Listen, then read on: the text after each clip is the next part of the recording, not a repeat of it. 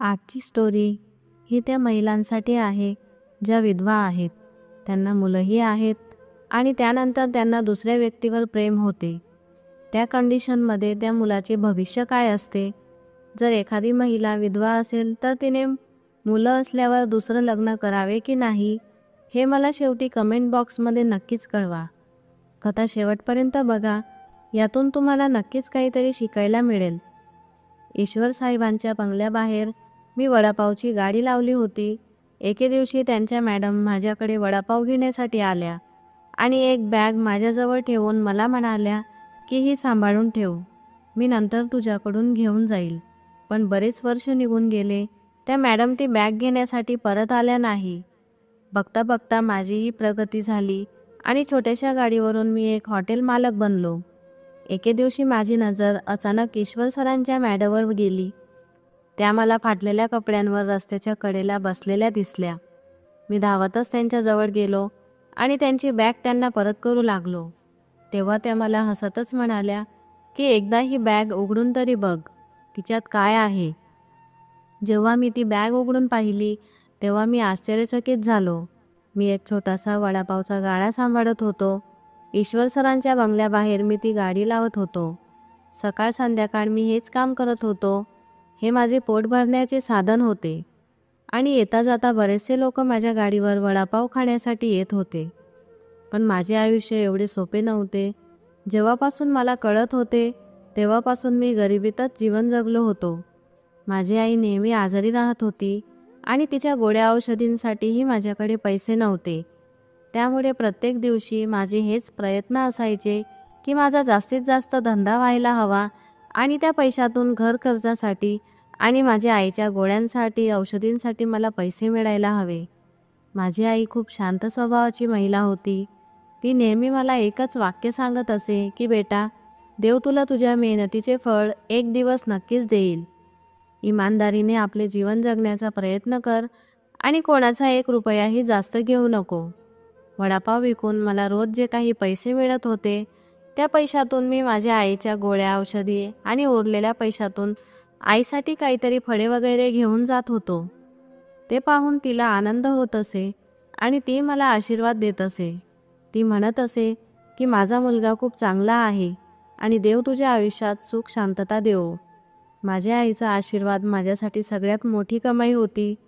एके दिवशी जेव्हा माझे नशीब उजाडले तेव्हा मी गरम गरम वडापाव बनवत होतो. काही गिराईक माझ्या गाडीवर उभे होते. माझे संपूर्ण लक्ष माझ्या कामावर होते आणि अचानक तिथे एक गाडी आली. मी आश्चर्याने पाहू लागलो. ही तीच गाडी होती जी ईश्वर सरांच्या घराबाहेर नेहमी उभी राहत होती. गाडीचे दार उघडले आणि तेथून एक महिला बाहेर आली. तिने साधारण कपडे घातले होते आणि चेहऱ्याला मास्क लावला होता. ती हळूहळू माझ्याकडे आली आणि मी पटकन हात पुसून त्यांच्याकडे लक्ष दिले. ती महिला मला म्हणाली की बेटा, मला गरम वडापाव हवा आहे. मी एका पेपरमध्ये वडापाव दिला. ती महिला शांतपणे उभी राहिली. जणू काही तिला काहीतरी सांगायचे होते पण ती सांगू शकत नव्हती. मग त्या महिलेने अचानक एक बॅग काढली आणि हळूच मला म्हणाली की ही बॅग माझ्यासाठी खूप महत्त्वाची आहे. तुम्ही हिला सांभाळून ठेवा. मी पुन्हा कधीतरी तिला घेण्यासाठी येईल. त्यावर मी म्हणालो की ताई, ही बॅग तर मला खूप कामाची वाटत आहे. मी तिला माझ्याजवळ कशी ठेवू? तिने मला इशाऱ्याने शांत केले आणि म्हणाली की तुझ्याजवळ राहू दे, मी घेऊन जाईल. त्या महिलेच्या बोलण्यावरून असे वाटत होते की जणू काही तिचा नाईलाज आहे आणि ती एखादा आधार शोधत आहे. मी काही न बोलता ती बॅग उचलून गाडीच्या एका कोपऱ्यात ठेवून दिली. ती महिला लगेच गाडीत बसून तेथून निघून गेली. त्यानंतर 2 दिवस निघून गेले, आठवडा निघून गेला आणि आठवड्यानंतर काही महिने निघून गेले. पण ती महिला बॅग घेण्यासाठी आली नाही. यावर मी विचार केला की कदाचित ती विसरली असेल किंवा ती काहीतरी कामात व्यस्त असेल. एके दिवशी माझ्या आईने मला त्या बॅगबद्दल विचारले. तेव्हा मी आईला सर्व काही खरं सांगितले. ते ऐकून आई शांत झाली आणि मला म्हणाली की कोणाच्या वस्तूवर वाईट नजर टाकू नये, ती सांभाळून ठेव. मी आईला होकार दिला आणि सांगितले की मी ती बॅग उघडून पाहणार नाही. पण माझ्या मनात अनेक प्रश्न येत होते की ही बॅग एवढी अमूल्य आहे आणि ती महिला बॅग घेण्यासाठी परत का आली नाही? कदाचित तिच्यात भरपूर पैसे असतील किंवा काही कामाची वस्तू असेल, पण आईला वचन दिल्यामुळे मी कधीही ती बॅग उघडण्याचा प्रयत्न केला नाही. माझी रोजची रुटीन चालूच होती. रोज केलेल्या कमाईतून मी घर खर्च आणि आईच्या दवाखान्याचा खर्च करत होतो. कधीकधी तर आईच्या औषधींसाठी माझ्याकडे पैसे नसत. तेव्हा मी स्वतः उपाशी राहून आईसाठी औषधे आणत होतो. असेच दिवसाआड दिवस जात होते आणि हळूहळू माझी प्रगती होऊ लागली व मी एक छोटेसे हॉटेल उघडले. आणि हे सर्व मी मेहनत केल्यामुळे शक्य झाले होते. सर्व लोक माझं कौतुकही करत होते. ती बॅग अजूनही माझ्या जवळच होती. जेव्हा मी माझ्या पैशांच्या तिजोरीत ती बॅग पाहत असे तेव्हा मला थोडे विचित्र वाटत होते. पण मला ही गोष्ट माहीत नव्हती की ती बॅग माझे आयुष्य उजळवणार आहे. एके दिवशी जेव्हा मी हॉटेलमधून घरी गेलो तेव्हा माझी आई अचानक वारली आणि मी आता एकटा पडलो. मला माझ्या आईची खूप आठवण येत होती. माझ्या आईची अशी इच्छा होती की मी लग्न करावे. एके दिवशी मी हॉटेलमध्ये बसलो होतो तेव्हा एक मुलगी हॉटेलमध्ये आली. ती श्रीमंत घरातील दिसत होती कारण तिने वेटरला सांगून जेवण ऑर्डर केले आणि वेटरकडून छोटीशी चूक झाली. जेवण देताना तिच्या अंगावर थोडी भाजी पडली. त्यावर ती वेटरवर जोरजोरात ओरडू लागली आणि म्हणाली की या हॉटेलचा मालक कोण आहे? मला त्या मालकाला भेटायचे आहे. त्याने कशा लोकांना इथे कामावर ठेवले आहे? तेव्हा मी धावतच तिच्याजवळ गेलो आणि तिच्याकडून माफी मागितली. यापुढे अशी चूक होणार नाही आणि तुमचे काही नुकसान झाले असेल तर मी तुम्हाला भरपाई करून देईन, असे मी तिला सांगितले. ती म्हणाली, ज्या बॅगवर भाजी सांडली आहे त्या बॅगमध्ये माझी लॅपटॉप आहे. मला आता माझे लॅपटॉप चेक करून पाहायचे आहे की ते व्यवस्थित चालत आहे की नाही. तुमच्या नुकसानासाठी मी तुम्हाला सॉरी म्हणतो आणि तुम्ही माझ्यासोबत माझ्या कॅबिनमध्ये या, तिथे चेक करून पहा. त्या मुलीचे नाव रीना होते आणि ती दिसायलाही सुंदर होती. तिला पाहताच मला तिच्यावर प्रेम झाले. रीना कॅबिनमध्ये आली आणि तिचे लॅपटॉप चेक करू लागली. तिचे लॅपटॉप व्यवस्थित काम करत होते. लॅपटॉप चेक करताना तिने बऱ्याच वेळा माझ्याकडे पाहिले आणि माझेही लक्ष तिच्याकडेच होते. कदाचित मीही तिला पसंत आलो होतो. जाताना ती मला सॉरी म्हटली आणि तिचा नंबर देऊन गेली आणि ती आता रोजच माझ्या हॉटेलमध्ये येऊ लागली. एके दिवशी तिने मला प्रपोज केले आणि काही दिवसातच आम्ही लग्नही केले.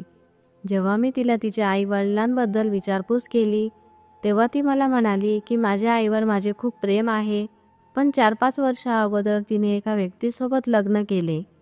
माझ्या वडिलांची जागा ज्या व्यक्तीने घेतली आहे तो व्यक्ती मला जराही पसंत नाही. माझ्याकडे माझ्या वडिलोपार्जित भरपूर शेती आहे आणि थोडी शेती माझ्या आईच्या नावावरही होती. ती तिने त्या व्यक्तीच्या नावावर केली. जेव्हा मी 12 वर्षाची होती तेव्हा ॲक्सिडेंटमध्ये माझे वडील वारले. त्यानंतर एका वर्षात माझ्या आईने दुसऱ्या व्यक्तीसोबत लग्न केले. त्या व्यक्तीने आधीही 2 लग्न केले होते आणि त्या महिलासुद्धा विधवाच होत्या.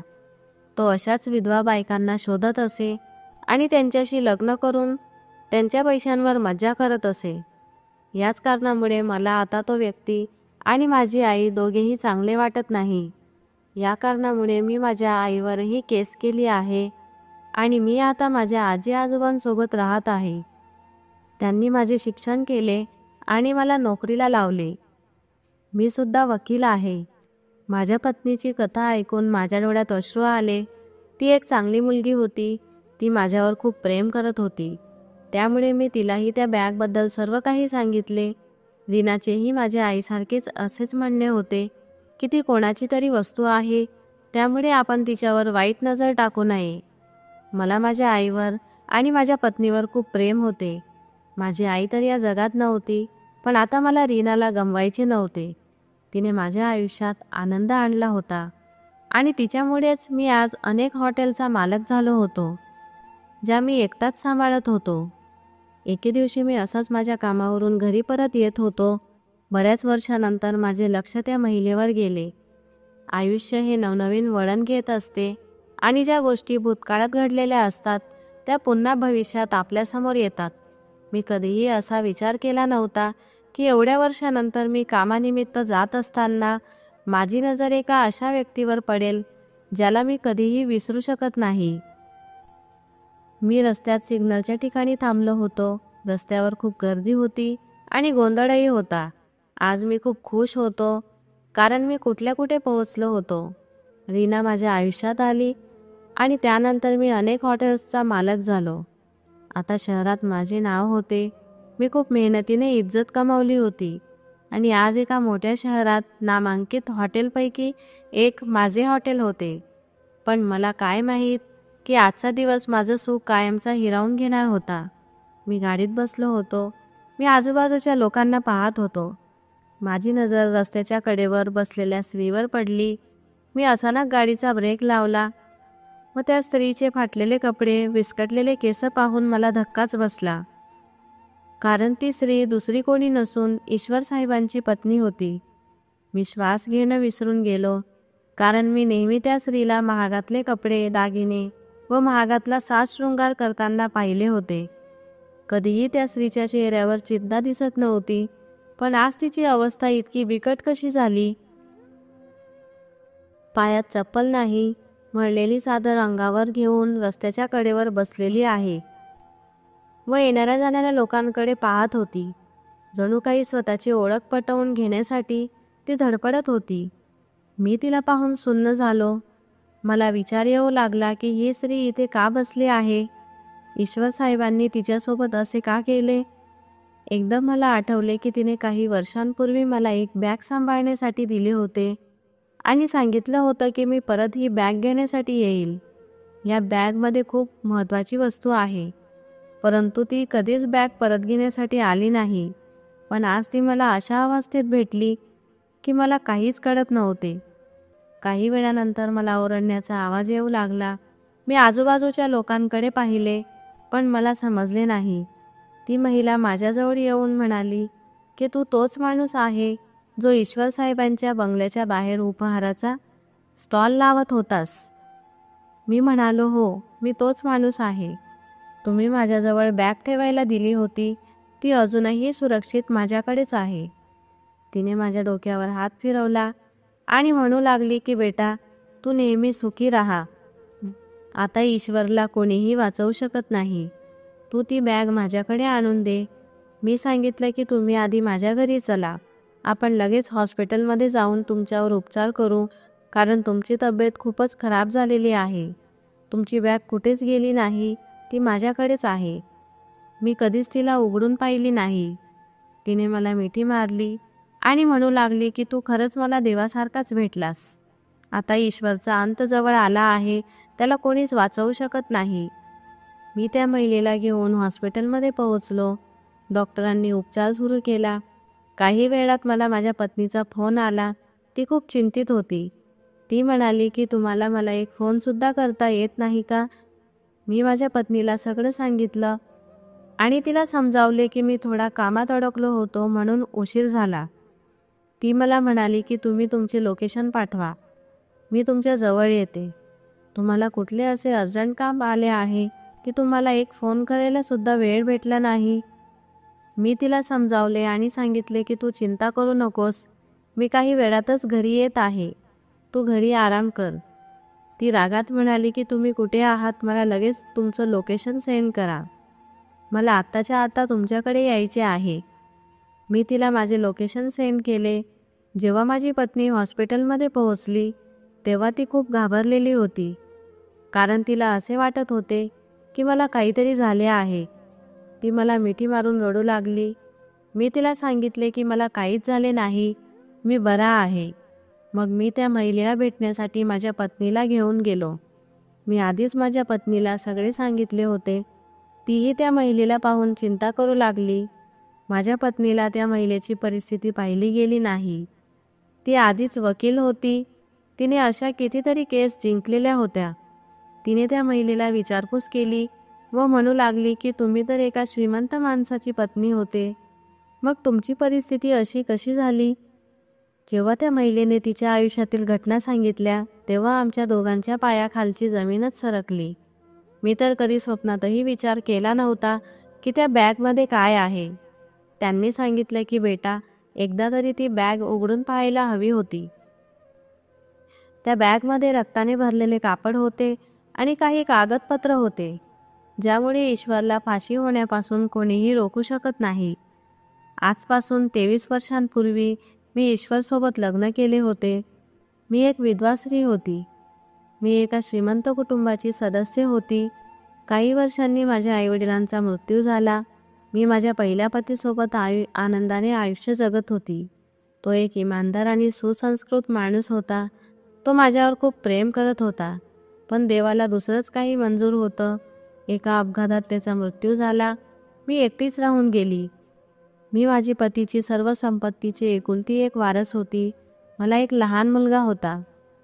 आता मी सर्व संपत्ती त्याच्या नावावर करून दिली. काही दिवसांनी ईश्वर माझ्या आयुष्यात आला. त्याने माझे दुःख समजून घेतले. मला वाटले की तोही माझ्या दुःखात सामील होत आहे. पण तसे काही नव्हते. तो फक्त माझे पैसे व माझी संपत्ती लुटण्याचा प्रयत्न करत होता. काही दिवसांनी मी त्याच्याशी लग्न केले, पण ते लग्न नव्हते. माझी मालमत्ता हिरावून घेण्यासाठी त्याने रचलेला एक डाव होता. आधी तर मला वाटले की तो माझी आणि माझ्या मुलाची काळजी घेत होता. नेहमी तो माझ्या दुःखात सहभागी राहायचा. कधीच मला कुठल्या गोष्टीची कमी पडू देत नसे. पण मला समजले नाही की तो हे सगळं एक नाटक करत आहे. जेव्हा त्याला कळाले की माझी सर्व संपत्ती माझ्या मुलाच्या नावावर आहे, त्याचा स्वभाव माझ्याबद्दल एकदम बदलून गेला. त्याची लालसा समोर येऊ लागली. पहिल्या दिवसापासूनच ईश्वर माझ्या मुलाला पसंत करत नव्हता. पण मी विचार केला की हळूहळू काही दिवसात तो समजून घेईल. पण एके दिवशी आमच्या वकीलकडून त्याने माझी संपूर्ण संपत्तीची माहिती घेतली व तो मला म्हणाला की तुझी संपूर्ण संपत्ती तुझ्या मुलाच्या नावावर आहे. मी त्याला सांगितलं की हो, माझी संपूर्ण संपत्ती माझ्या मुलाच्या नावावर आहे, कारण तो माझ्या पहिल्या पतीचा वारस आहे आणि मी त्याचा अधिकार त्याला मिळवून देईल. म्हणून मी सर्व संपत्ती त्याच्या नावावर केली आहे. त्याच्या चेहऱ्यावरचा राग पाहून मी समजून गेली की माझा मुलगा संकटात आहे. एके दिवशी माझा मुलगा माझ्याजवळ झोपला होता. अचानक ईश्वर आमच्या खोलीत आला. त्याने माझ्याकडून माझ्या मुलाला हिसकावून घेतले. त्याच्या चेहऱ्यावर थोडीही दया नव्हती. तो म्हणाला की हा मुलगा जिवंत राहिला तर सगळं काही विस्कळीत होऊन जाईल. ईश्वरचे बोलणे ऐकून मी हैराण झाली आणि त्याला म्हणाली की ईश्वर, तू काय करत आहेस? त्याने एका क्षणाचाही विचार केला नाही आणि माझ्या मुलाला संपवले. मी सुन्न झाली. मला काहीच कळत नव्हते की मी काय करावे. त्याने माझ्या देखत माझ्या मुलाला संपवले होते आणि त्याची संपूर्ण संपत्ती हिरावून घेतली होती. तो मलाही संपवण्याचा प्रयत्न करत होता. पण मी त्या बंगल्यामधून बाहेर निघून आली आणि मी ते सर्व पुरावे बॅगेत लपवून तुला सोपवले. पण मी विसरली होती की माझ्याकडे काहीच नाही. जे काही होते ते मी तुला दिले होते आणि तिथून पळून मी माझा जीव वाचवत निघून गेले. पण देवाची कृपा म्हणावी, आज तुम्हा दोघांना देवाने माझ्याजवळ परत पाठवले. जेव्हा आम्ही दोघांनी त्या महिलेची कहाणी ऐकली तेव्हा आमच्या दोघांच्या डोळ्यातून अश्रू वाहू लागले. आम्ही विचार करू लागलो की संपत्तीसाठी कोणी असे वागू शकते का? माझी पत्नी म्हणाली की आई, आपण घरी जाऊन बोलू. मी त्या महिलेला आमच्या घरी घेऊन आलो. जेव्हा आम्ही ती बॅग त्यांना दिली आणि त्यांनी बॅग उघडली तेव्हा आमच्या पायाखालची जमीनच सरकली. पण ही सगळी गोष्ट माझ्या पत्नीच्या आईला कशी सांगायची? आम्ही तिघं रात्रभर विचार करत होतो की तिला हे सगळं कसं सांगायचं. कारण माझ्या पत्नीची आई कोणी नसून त्याच ईश्वरची पत्नी होती, जो विधवा महिलांना फसवून त्यांची संपत्ती नावावर करून घेतो. रीनाची आई तिच्यावर खूप नाराज होती, कारण रीनाने तिच्या आईसोबत राहण्यास नकार दिला होता. तिने कोर्टात सांगितले होते की मला तुझ्यासोबत राहायचे नाही. आतापर्यंत त्याने भरपूर विधवा महिलांना फसवून त्यांची संपत्ती हिरावून घेतली होती आणि आज रीनाची आई त्या गोष्टीचा एकमेव पुरावा होती. पण ती ईश्वरच्या विरोधात जाऊन एकही शब्द बोलण्यास तयार नव्हती. ती ईश्वरवर डोळे झाकून प्रेम करत होती. त्यामुळे तो जे काही करेल ते बरोबरच असे तिला वाटत होते. आम्ही तिघांनी बसून खूप विचार केला की ईश्वरला तुरुंगात कसे पाठवायचे, कारण तो त्या महिलेला आणि माझ्या पत्नीला ओळखतो, म्हणून आम्हाला काही सुचत नव्हते.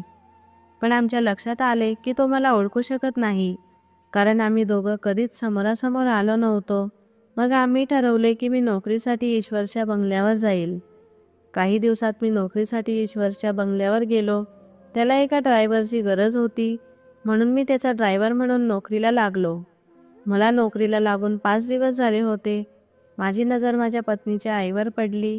त्या माझ्याजवळ आल्या आणि मला म्हणाले की आपल्याला मार्केटला जायचे आहे. माझ्याकडे हाच टाईम होता की दोघांना म्हणजे माझ्या सासूला आणि त्या महिलेला समोरासमोर आणण्याचा आणि तिला संपूर्ण हकीकत सांगण्याचा. मी त्यांना मार्केटनं घेऊन जाता माझ्या घरी घेऊन गेलो. घरी आल्यावर माझी सासू तिच्या मुलीला पाहून घाबरून गेली, कारण कित्येक वर्षापासून ती तिच्या मुलीला भेटली नव्हती व माझ्या पत्नीने आमच्या लग्नाबद्दल तिच्या आईला काहीच सांगितले नव्हते. जेव्हा तिला संपूर्ण हकीकत कळाली तेव्हा तिच्या पायाखालची जमीनच सरकली आणि तिने आपल्या मुलीला साथ देण्याची शपथ घेतली. पण आम्ही असा कुठलाही चुकीचा निर्णय घेणार नव्हतो की त्यामुळे ईश्वरला आमच्यावर संशय येईल. म्हणून माझी सासू ईश्वरसोबत राहू लागली. तिने ईश्वरकडून संपत्तीची मागणी केली. ईश्वर तिच्यावर खूप रागवला आणि तिला मारझोड करू लागला. माझ्या सासूने लगेच पोलिसांना बोलावले. ईश्वरने पोलिसांना लाच देण्याचा प्रयत्न केला, पण तेवढ्यात मी समोर आलो आणि म्हणालो की मी पाहिलं आहे की यांनी मॅडमवर खूप अत्याचार केला आहे व मॅडमला मारहाणही केली. या मॅडम त्यांच्या पहिल्या पत्नी नाही, सरांच्या अजून 3-4 पत्नी आहेत. त्या अजून गायब आहेत. त्यांचा कुठलाही तपास नाही. पोलिसांनी माझे बोलणे नोंद केले आणि ईश्वरला ताब्यात घेऊन तुरुंगात घेऊन गेले. पण ईश्वर कमजोर माणूस नव्हता. तो शहरातील नामांकित वकील लावून तुरुंगातून सुटून जात असे. पण माझ्या पत्नीने असे केस भरपूर जिंकले आहेत, म्हणून तिने आधीच सर्व पुरावे जपून ठेवले. कोर्टात सर्व पुरावे ईश्वरच्या विरोधात झाले. माझी सासूही त्याच्या विरोधात कोर्टात उभी राहिली व त्याच्यावर त्या महिलेच्या मुलाला जीवे मारण्याचा गुन्हाही सिद्ध झाला आणि अनेक विधवा महिलांसोबत लग्न करून त्यांना फसवून त्यांची संपत्ती हिरावून घेण्याचा गुन्हाही दाखल करण्यात आला. कोर्टाने ईश्वरला फाशीची शिक्षा सुनावली. हे सगळं काही त्या महिलेमुळे झालं. जर ती महिला भेटली नसती तर आज माझ्या पत्नीची आई देखील रस्त्यावर भीक मागत दिसली असती. आज दोघेही खूप आनंदित होते आणि ते आमच्यासोबत राहू लागले. मित्रांनो, खरंच कोणावर विश्वास ठेवू नये. जर विधवा महिलेने लग्न करायचं ठरवलं तर सगळ्यात आधी शहानिशा करावी, मगच पुढे पाऊल टाकावे. कारण लोक फक्त त्यांचा फायदा घेण्याचा प्रयत्न करतात. त्यांना फसवून त्यांची संपत्ती हिरावून घेतात व त्यांच्या मुलांना सोडून निघून जातात. जर तुम्हाला आजूबाजूला अशी लोक आढळले तर नक्कीच पोलिसांना कळवा. त्यामुळे कोणाचा जीव तरी वाचेल. मित्रांनो, तुम्हाला कथेबद्दल काय सांगायचे आहे ते कमेंट बॉक्समध्ये कळवा आणि कथा आवडली असेल तर नक्कीच सबस्क्राईब करा. आपण पुन्हा भेटूया एका नवीन कथेसह. धन्यवाद.